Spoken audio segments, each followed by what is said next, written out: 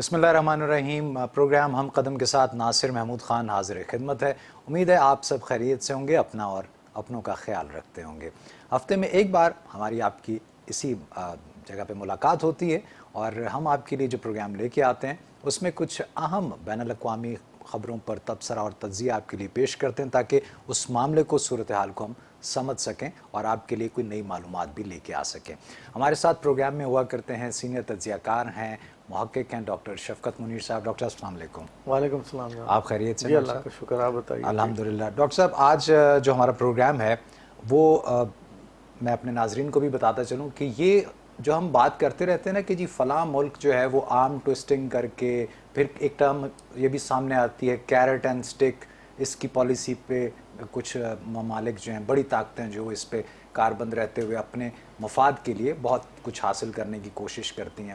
دھونس، دھاندلی، اجارہ داری، ہیجمنی، کچھ بھی کہہ لیجئے۔ آج ذرا دیکھیں گے کہ اس کی کون سی مثالیں اور تازہ تاریخ میں ہمیں کون سی اس کی مثال ملتی ہے اور اس سے حاصل وصول کیا ہوتا ہے، سوائے اس کے کہ دو ممالک کے درمیان یا چند ممالک کے درمیان تعلقات جو ہیں وہ مزید بگڑ جاتے ہیں، مزید خراب ہو جاتے ہیں اور ان سے جڑی ہوئی جو معیشت ہے، جو اقتصادیات ہے، وہ بھی بری طرح سے متاثر ہوتی ہے، جس کا کہ بہرحال بالواسطہ یا بلا واسطہ اثر پوری دنیا کی معیشت پہ اور اقتصادیات پہ پڑتا ہے، لوگوں کے رہن سہن پہ پڑتا ہے۔ آج تھوڑا سا اس بارے میں آپ کے لیے ہم ایک موضوع لے کے آئیں گے، اس پہ بات کریں گے، لیکن پہلے آپ کو لے کے چلتے ہیں چین، اور جہاں پہ ہماری ساتھی ہیں عفت، وہ آپ کو چین کی ڈیجیٹل اکانومی کے بارے میں متعارف کروائیں گی، کچھ بتائیں گی۔ آئیے یہ رپورٹ دیکھتے ہیں۔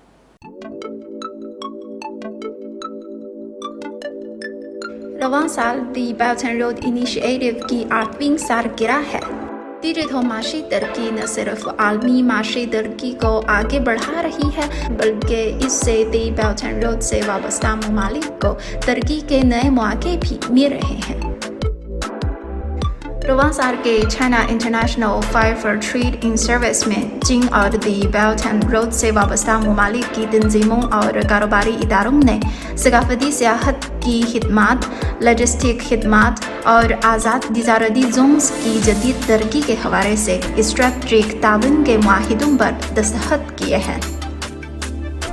سال 2020 میں عالمی ڈیجیٹل تجارتی برآمد میں نمایاں اضافہ ہوا ہے۔ عالمی سطح پر تجارت کی ترقی کے لیے ایک نئے انجن کے طور پر ڈیجیٹل تجارت سروس تجارتی میلے کے کلیدی الفاظ میں سے ایک ہے۔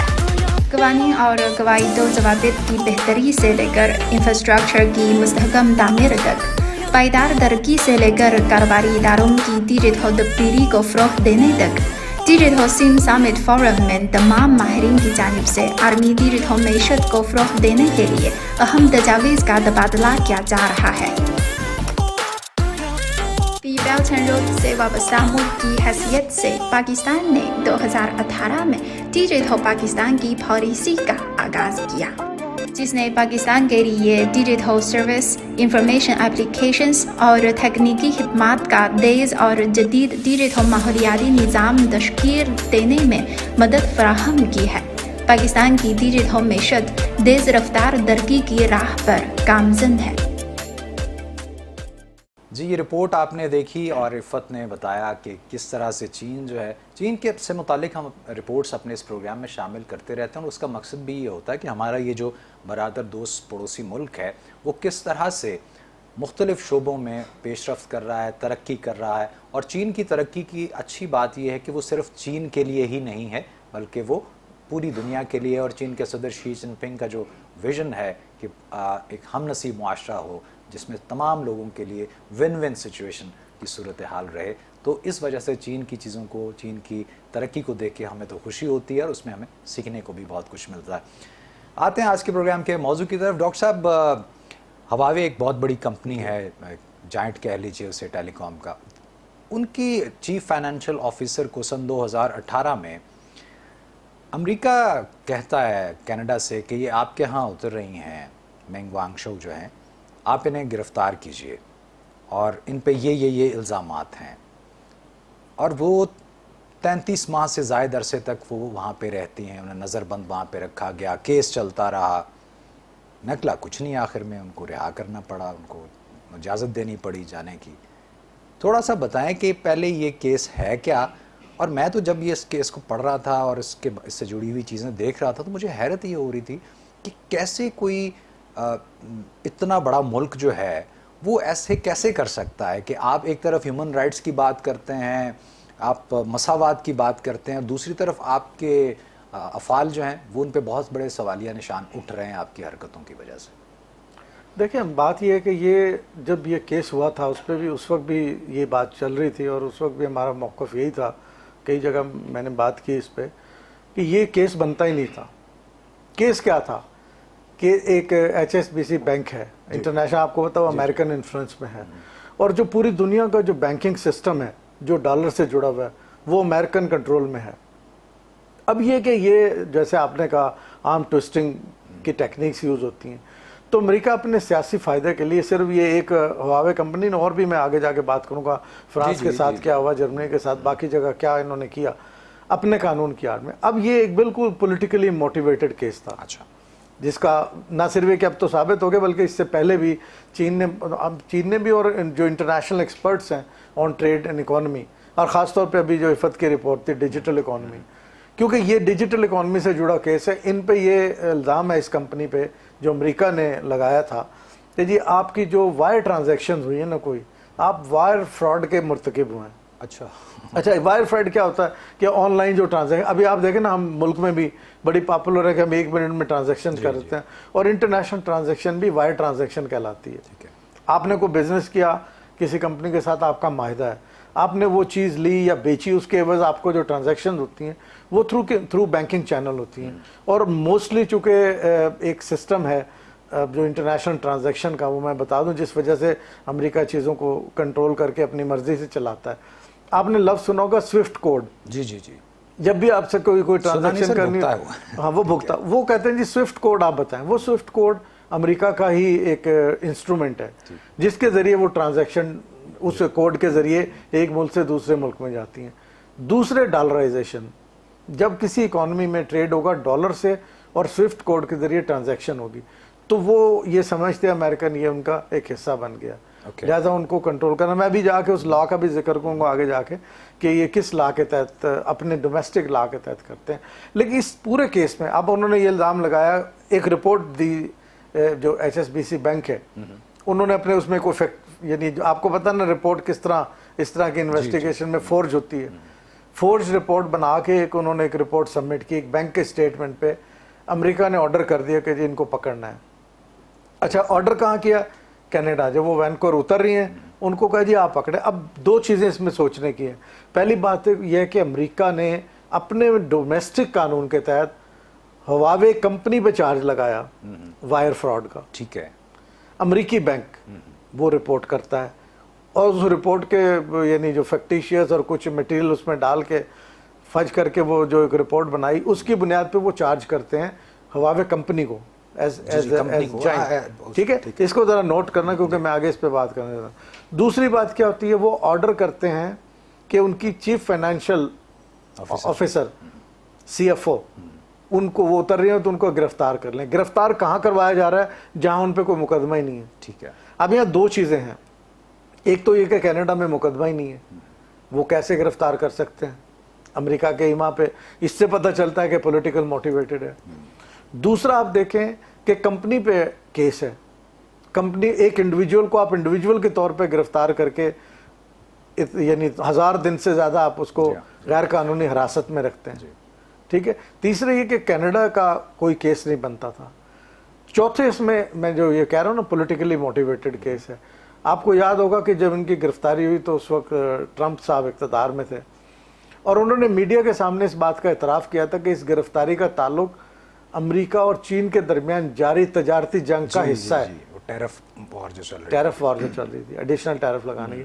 اب ان ساری کڑیوں کو ملائیں تو ہمیں بالکل واضح ہوتا ہے کہ یہ پولیٹیکلی موٹیویٹڈ کیس تھا, سیاسی انجینئرنگ تھی, اپنے فائدے کے لیے اپنے قانون کو استعمال کرتے ہوئے یہ چین کی کمپنی کے ساتھ یہ کیا گیا. اس کے بعد یہ کہ اس پہ چین کا مسلسل ایک انٹرنیشنل موقف رہا ہے کہ ہمارا کوئی بھی شہری یا بزنس پرسن کہیں کاروبار کر رہا ہے تو اگر آپ فیئر ٹرائل نہیں دے سکتے تو انفیئر ٹرائل تو نہ کریں نا. صحیح. اس کا انہوں نے دنیا کا میں نے کوئی فورم نہیں دیکھا جہاں چین نے مطلب मेंग के केस को ना हाईलाइट किया हो, चाहे उसमें अमेरिकी लीडर्स के साथ बातचीत हो, इंटरनेशनल फोरम्स हो, जहाँ पे भी बात हुई वहाँ पे चीन ने अपना इस पर वाज़े मौक़िफ़ रखा।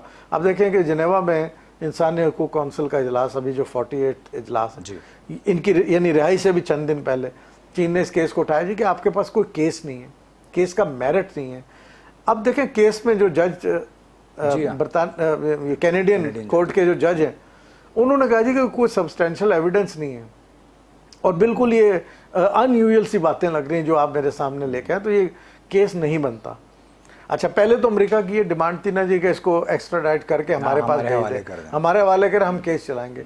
लेकिन जाहिर है कि जब किसी इंटरनेशनल टेरिटरी में आप कोई इस तरह का केस आता है तो जब तक आप एक्स्ट्राडिशन की क्लासेस पूरी नहीं करेंगे, क्योंकि उस पर वो लागू होती थी, एट फर्स्ट प्लेस तो कनाडा को गिरफ्तार ही नहीं करना चाहिए था, गैर कानूनी गिरफ्तारी थी।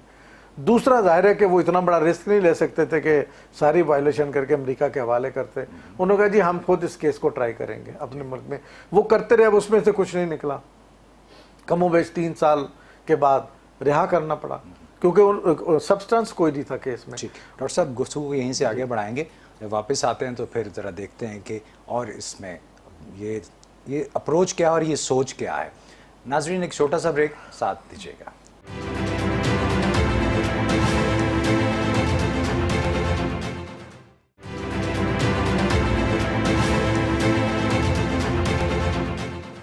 जी वेलकम बैक। डॉक्टर साहब, बात कर रहे थे आप कि किस तरह से उसमें कोई सब्सटेंस नहीं था, जज ने भी यही बात कही और बिल आखिर 2 साल और 9 माह के ज़ायद अरसे तक उनको गैर कानूनी हिरासती कहेंगे इसको, उसमें रखने के बाद एक नहीं, इसके सियासी मकासद थे। मैं भी इस पर मजीद आगे हम बात कर लेते हैं, आप सवाल करेंगे। तो उसके बाद जब उनको रिहा वो कर देते हैं तो ये इस तरह के और भी बहुत सारे वाक़यात हैं, कुछ थोड़ा बताइए कि ये सोच क्या है, अप्रोच क्या है, वो लॉ क्या है जिसका आप तस्करा कर रहे थे। और ये सिर्फ चीन के लिए ही नहीं किया, अमेरिका ने माजी में भी ऐसी बहुत सारे हमें केसेस मिलते हैं कि सिर्फ वही आर्म ट्विस्टिंग वाला मामला है या आपने प्रेशराइज करना है दूसरे फरीक को और अपनी बात मनवानी है, कुछ थोड़ा बताएं। अपनी बात मनवानी, देखें ये तो सीधी सीधी ट्रेड के जितने मामलात हैं उसमें तो क्लियर कट ये कि आप अपने बेनिफिट के लिए दूसरों को अंडरमाइन करना। अब हवावे का कसूर सबसे बड़ा ये है कि वो 5G टेक्नोलॉजी ले आए, उसको अमेरिका चाहता है कि वो इतनी पॉपुलर ना हो या उससे चीन आगे नहीं। फिर टिकटॉक का देख लें, उनके साथ भी जो करते रहे, या जो और जितनी टेक्नोलॉजी कंपनीज थी चीन की, जब वो प्रोग्रेस कर रही हैं तो इन्होंने उनके ऊपर भी इसी किस्म के इल्ज़ामात लगाए। अब इस केस में जो मेंग का केस है, खुद बरतानिया का अखबार गार्डियन जो है उसने भी इसको ये नुक्ते को उठाया कि जब सब्सटेंस नहीं है और एक कंपनी के खिलाफ केस है तो आप उसके इंडिविजुअल को पकड़ लिया। अब इसमें थोड़ा सा और देखें कि जो जिस लॉ का मैंने जिक्र किया, मैं उसको अब ज़रा इस में हम डिस्कस करते हैं कि वो है क्या, उसको किस तरह लेवरेज के तौर पे, पॉलिटिकल लेवरेज के तौर पे अमेरिका इस्तेमाल करता है। अच्छा। 1977 में इंटरनेशनल फ्रॉड यानी बिजनेस में इंटरनेशनल फ्रॉड को रोकने के लिए अमेरिका ने एक डोमेस्टिक कानून बनाया। डोमेस्टिक कानून में क्या था कि जो अमेरिकी कंपनी है वो अगर बैरूनी दुनिया में जाके कोई किसी किस्म का उनका फ्रॉड होता है, अमेरिकी कंपनियों के 85 फ्रॉड हैं जो दुनिया के मुल्कों में जाके वो वहाँ के अवाम को चीट करते हैं, फिर वहाँ अपने कंसल्टेंट बारी बारी ले जाते हैं, कॉन्ट्रैक्ट देते हैं और साथ ही अपने कंसल्ट वहाँ हायर कर लेते हैं। 40% से ज़्यादा पैसा और प्रॉफिट से पहले वो खर्चे की सूरत में वापस ले लेते हैं और उन मुल्कों पे कर्जा चढ़ता है। ये सारी प्रैक्टिसेस थी, तो एक डोमेस्टिक कानून बनाते हैं वो। लेकिन अमलन क्या हुआ, अमलन ये कि उस कानून को डोमेस्टिक कंपनियों पर लगा के और डोमेस्टिक कंजम्पशन के लिए इस्तेमाल होने वाले लॉ को ग्रेजुअली वो इंटरनेशनलाइज करते हैं। अच्छा। इंटरनेशनलाइज कैसे करते हैं, वो कहते हैं जी कि अगर आपने ईमेल भी किसी कंपनी ने बिजनेस ईमेल की है और वो हमारे सर्वर से होकर गुजर गई, अमेरिकी सर्वर से, तो जी तुसी पड़े गए। अच्छा, दूसरा वो कहते हैं जी आप डॉलर में कोई ट्रांजैक्शन करते हैं तो जाहिर है डॉलर तो हमारा है, आपकी जवाबदेही तो होगी। तीसरा वो कहते हैं जी आप इंटरनेशनल ट्रांजैक्शन जब कर रहे हैं, स्विफ्ट कोड तो हमारा है, तो स्विफ्ट कोड से आप गुजरेंगे। तो फिर उन्होंने फिर अपने सो कॉल्ड रूल्स बना के इसके तहत सारी कंपनियों को लूप में लेना शुरू कर दिया। अब देखें, अच्छा सबका मकसद एक ही है कि हवावे की 5G को उड़ा दिया जाए और फ्रांस की जो एयर बस है उस पे $4 अरब का जुर्माना किया कि जी आप वायलेट करें, क्योंकि इनकी बोइंग नहीं इतनी चल रही थी, ठीक है। बोइंग के लिए एयरबस पे, आप फ्रांस की एयरबस पे जुर्माना करते हैं। उसके बाद 2015 में आप जर्मनी के जो डोइचे बैंक है, डोइचे बैंक पे $250 मिलियन से ज़्यादा डॉलर का जुर्माना करते हैं। किस वजह से? कि आपने ईरान और सीरिया पे जो हमने पाबंदियां लगाई थी आपने उसकी खिलाफवर्जी की है, ठीक है। कोई ना कोई बहाना ऐसा लेके वो करते हैं। अब फिर 1977 के इस लॉ के तहत यहाँ बात नहीं रुकती, थोड़ा सा और आगे चलें। कमो बेश 29 ऐसी कंपनियां हैं जो ग्लोबल बिजनेस कर रही हैं जिन पे 100 मिलियन पर कंपनी से ज़्यादा का जुर्माना अमेरिका ने किया, 29।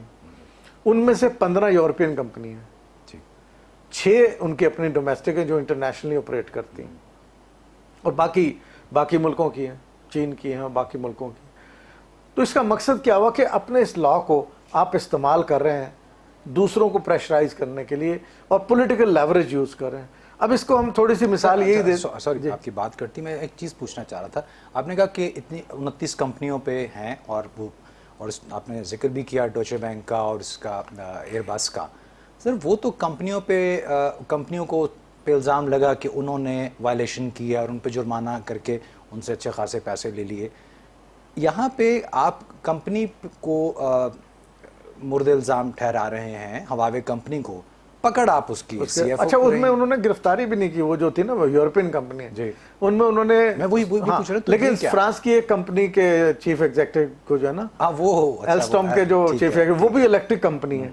आप अंदाजा लगा के अच्छा कि आपने याद दिला दिया कि गिरफ्तारी कोई बाकी कंपनियों में उन्होंने गिरफ्तार नहीं किया, हैवी जुर्माने किए। मैं भी अपने उधर दोबारा उनकी तरफ आता हूँ कि वो ये ऐसा क्यों कर रहे हैं। यहाँ मैं आपको जिक्र करना चाहूँगा कि फ्रांस की जो एक इलेक्ट्रिक कंपनी थी एल्स्टॉम, उसके जो एक सीनियर एहलकार थे एग्जेक्टिव मिस्टर फेडरिक, उनको उन्होंने गिरफ्तार किया। इनकी और मैंग की गिरफ्तारी में थोड़ी सी मुमासलत ये है कि दोनों कंपनियों को वो अपने कंट्रोल में लेना चाहते हैं अमेरिकन, उसको तो लिया उन्होंने। अमेरिका फ्रांस की जो इलेक्ट्रिक कंपनी थी उनके ऊपर इतना दबाव डाला कि उन्हें अपने 70% शेयर अमेरिका की जनरल इलेक्ट्रिक कंपनी को बेचना पड़े, लेकिन यहाँ हवावे काबू नहीं आए। तो यहाँ उन्होंने थोड़ा सा, लेकिन जब फेडरिक ने ये इनकी गिरफ्तारी और उसके बाद जो दोनों के बयानात आए ना, दोनों ने एक ही बात की है कि इसका मकसद यही था कि अमेरिका की जो बिजनेस हेजेमनी है उसको हम हवा दें। अगर कोई और कंपनी उठती है तो इसको वो दबा के रखेंगे, और यही वो लॉ है। अब आप देखें कि इस कानून की आड़ में असल में ना अमेरिका ने अपना एक किरदार खुद से बना लिया है कि जैसे वो शायद कोई बैनुल-अक़वामी एहतसाब का इदारा है। अच्छा, वो कहते हैं कि जी हमने ये कानून देखे वो बनाते हैं कि अपनी कंपनियों के लिए, अपनी कंपनियों के फ्रॉड पे वो खामोश रहते हैं, उन पे कोई मुकदमा नहीं, ना उनको जुर्माने ना गिरफ्तारी, एक्सेप्ट जो 6 थी वो भी बहुत इंटरनेशनल लेवल पे फंस चुकी थी मजबूरन। बाकी अपनी कंपनियों को, यानी अपने दोस्तों को कानून को इस्तेमाल कर रहे हैं, अपने दोस्तों पे मुकदमा नहीं कर रहे हैं। जितने मुखालफिन हैं, सियासी मुखालफिन, चाहे चीन हो, फ्रांस हो या जर्मनी से आजकल यूरोपियन यूनियन से उनको प्रॉब्लम है, उनकी कंपनियों को वो जुर्माने करें। तो आज खुद उन्होंने एक रोल ले लिया कि जी हम कोई बैनुल-अक़वामी एहतसाब का इदारा है या इंटरनेशनल अकाउंटेबिलिटी कोई हमें कोई रोल तो फिर ये जो बड़ी नॉर्म्स लेकिन की ये सारी चीजें कर रहे हैं, तो कनाडा जो है, कनाडा क्यों उसका बगल बच्चा बना? कनाडा तो देखे ना, बात ये है कि वो तो एक तो बिल्कुल करीबी पड़ोसी हैं, फिर एलाइज हैं, ग्लोबल एलाइज हैं। एलाइज तो हैं। ट्रंप ने तो कनाडा के ऊपर भी जब वो टैरिफ लगाया है तो उस पर आपको याद होगा ट्रूडो ने बड़े सख्त बयान दिए थे कि नहीं हम नहीं खेलते, लेकिन अल्टीमेटली वो उनके दबाव में है। उनकी मैशत जो है ना, वो बयान देना और बात है।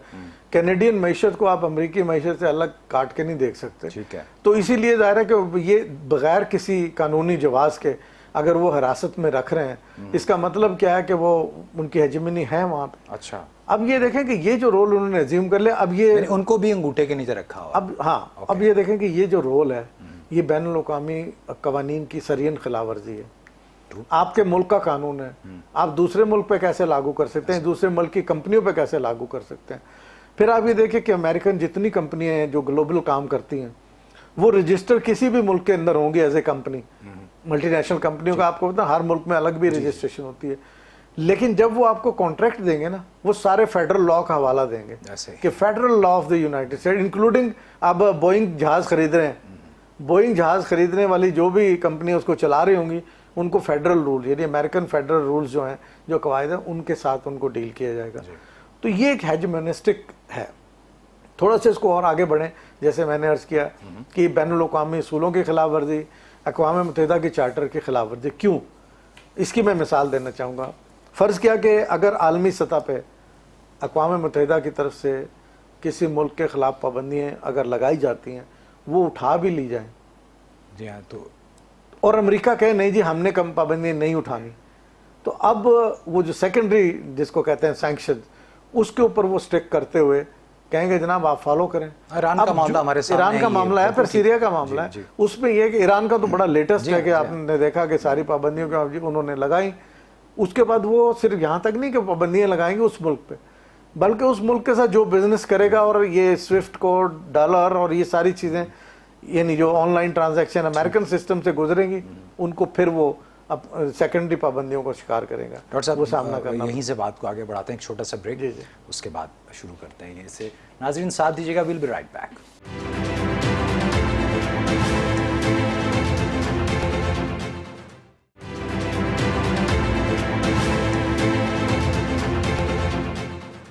जी वेलकम बैक। बात शुरू की थी नाज़रीन हमने कि चीन की जो कंपनी है हवावे, उसकी चीफ फाइनेंशियल ऑफिसर को तकरीबन 1000 दिन से ज़्यादा अरसे तक के लिए हिरासत में रखा गया। आप से कुछ भी कह लीजिए, उनकी मर्ज़ी के बग़ैर उन्हें डिटेन रखा गया कनाडा में। और मामला क्या था कि अमेरिका ने कहा था, अमेरिका ने बताया था कि जी ये सारा केस है, जिसमें से निकला कुछ नहीं और बिल आखिर उनको छोड़ना पड़ा, रिहा करना पड़ा और वो चीन अपने मुल्क जो है वापस पहुंच चुकी हैं। और उस पर आपने ख़बरों में भी देखा होगा, सुना होगा। तरह हम जानने की कोशिश कर रहे थे कि एक्चुअल सूरत हाल है क्या और ये किस कानून के तहत अमेरिका ये सब कुछ करता फिर रहा है। डॉक्टर साहब आपने कानून का भी बता दिया, आपने कुछ थोड़ा तारीख़ी हवाले भी बता दिए कि पहले क्या कुछ होता रहा। तो अब जब ये सारी सूरत हाल है, एक तरफ हम देख रहे हैं कि सदर शी जिनपिंग जो हैं चीन के, वो जब बात करते हैं, उनका कोई खिताब आप उठा लें चाहे वो किसी भी फोरम पे हो, उसमें वो बात करते हैं हम नसीब मुआशरे की। वो एक टोटलिटी में दुनिया को देख रहे हैं और सबके लिए यकसा मौक़े और यकसा फ़वायद और समरात का वो जिक्र करते नज़र आते हैं। दूसरी तरफ दुनिया की ये जो ताकत है, जो बड़ी ताकत है, ये इस तरह का रवैया रखती है कि माई वे और द हाईवे। तो ऐसे तो फिर ये दुनिया की ये दो बड़ी ताकतें हैं, जब इनके दरमियान कोई बैलेंस नहीं होगा तो कैसे दुनिया तो पहले नहीं होगा, लेकिन रिजल्ट सामने आना शुरू हो गए। रिजल्ट बड़ी, मैं आपसे जो बात करना चाह रहा हूँ, ये दोनों तरीके जो बताए ना ये ठीक है। उसमें क्या हुआ, एक ताकत ऐसी जो रिड्यूस होती जा रही है, दूसरी ताकत तेजी से बढ़ती जा रही है। ये मैं कहना चाह रहा हूँ कि नतीजा उसकी मैं मिसाल देता हूँ।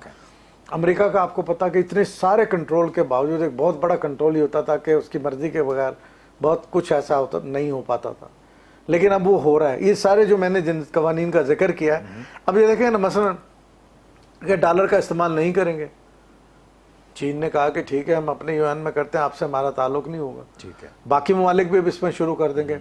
फिर आप इसमें देखें कि यूरोप बड़ी तेजी से डिस्टेंस कर रहा है अमेरिका से इन्हीं पॉलिसियों की वजह से। आपने देखा कि सबसे पहले तो जो इंडो पैसिफिक अलायंस से यूरोप अलग हुआ, और अभी जो फ्रांस के साथ रिसेंटली इन्होंने किया, फ्रांस इंडो पैसिफिक में सब पहला यूरोपियन मुल्क था जो बड़ा स्ट्रांगली इनका एलाई था, वो भी इनसे डिस्टेंस कर गया। European Union as a European Union distance करके चाइना के साथ जा रही है। आपके सामने इन्वेस्टमेंट का जो माहिदा है, सबसे बड़ा माहिदा इन्वेस्टमेंट का जो यूरोपियन यूनियन और चीन के दरमियान पॉलिटिकली एग्री हुआ, जिसकी बाकी चीज़ें तय हो गई, तो वहाँ पे मार्केट एक दूसरे के लिए अवेलेबल होंगी दोनों। दूसरी तरफ उनकी तो रिडक्शन होती जा रही है। मसलन यूरोप और नेटो बहुत बड़े इत्तेहादी थे अमेरिका के, अब आपने फ्रांस की कंपनियों पे बार लगाना शुरू कर दिया। जैसे मैंने बताया कि 19 में से 15 कंपनियाँ जिन पे जुर्माना लगाया अमेरिका ने अपने कवानीन के तहत, वो यूरोपियन यूनियन की कंपनी, यूरोप की कंपनी। अब यूरोप के साथ आप डिस्टेंस कर रहे हैं तो अल्टीमेटली आपके इत्तेहादी कम होते जा रहे हैं। आपके इत्तेहादियों में आपने देखा 3 रीजनल इत्तेहाद को अगर आप इकट्ठा कर लें, उसमें क्या आता है जनाब, इधर से शुरू अमेरिका खुद, कनाडा, उसके बाद आ जाएं सीधा वहाँ से उतरें पूरा अटलांटिक क्रॉस करके इधर आ जाएं, तो आपको क्या मिलेगा, बरतानिया। बरतानिया से पूरा यूरोप आपके साथ नहीं खड़ा हुआ। I-5 सा बना लिया मैं वही कह रहा हूँ आपने, ना, यूरोप से निकल के आप सीधा कहाँ लैंड करते हैं? एशिया में। एशिया में आपके पास कौन है?